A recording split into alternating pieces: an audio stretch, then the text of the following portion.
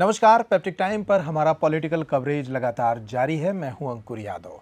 मध्य प्रदेश के पूर्व मुख्यमंत्री और कांग्रेस के वरिष्ठ नेता दिग्विजय सिंह ने इस लोकसभा चुनाव में जब वे राजगढ़ के लोकसभा क्षेत्र में प्रचार के लिए उतरे थे तब एक भावुक अपील की थी। उन्होंने कहा था कि शायद ये उनका आखिरी लोकसभा चुनाव है। दिग्विजय सिंह 76-77 साल की उम्र के हो चुके हैं। ऐसे में जाहिर है कि उन्हें लगता था कि ये एक्टिवली वो आखिरी चुनाव ही लड़ रहे हैं, लेकिन जनता ने उनकी इस भावुक अपील पर भी उन्हें चुनाव नहीं जिताया। यहाँ तक कि वे राघवगढ़, जो उनका विधानसभा क्षेत्र है, वहाँ से भी उस अपेक्षा के अनुरूप वोट लेकर नहीं आए जिसके लिए उनकी पहचान जानी जाती थी। बहरहाल दिग्विजय सिंह चुनाव हार चुके हैं। मध्य प्रदेश में सिर्फ दिग्विजय सिंह ही नहीं बल्कि कांतिलाल भूरिया जैसे दूसरे बड़े नेता भी चुनाव हारे हैं और 29 की 29 लोकसभा सीटें भाजपा ने जीती हैं। चुनाव हारने के बाद दिग्विजय सिंह का क्या रोडमैप होगा और उन्होंने इस हार के बाद पहली दफा चुप्पी तोड़ते हुए क्या कहा, इस रिपोर्ट में देखिए। कांग्रेस के वरिष्ठ नेता और मध्य प्रदेश के पूर्व मुख्यमंत्री दिग्विजय सिंह आखिरकार राजगढ़ से चुनाव हार गए हैं। चुनाव हारने के बाद उन्होंने क्या कहा, ये आपको बाद में बताएंगे। पहले उनकी सीट पर उनका हाल जान लीजिए।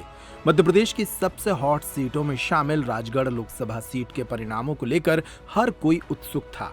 पूरे मध्य प्रदेश और देश की नजरें इस चर्चित सीट पर थीं।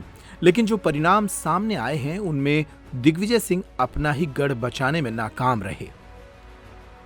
इसी के साथ राजगढ़ से लगातार तीसरी बार सांसद रोडमल नागर चुनाव जीतने में कामयाब हो गए।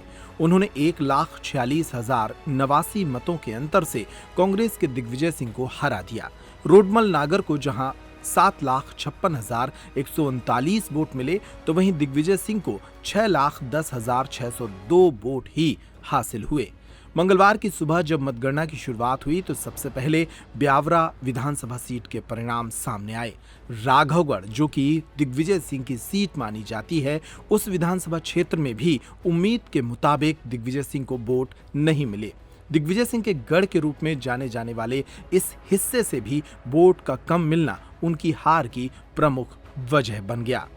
भाजपा प्रत्याशी सांसद रोडमल नागर मतगणना शुरू होने के बाद ही चांचौड़ा और राघवगढ़ विधानसभा क्षेत्र की मतगणना का जायजा लेने पहुंचे थे।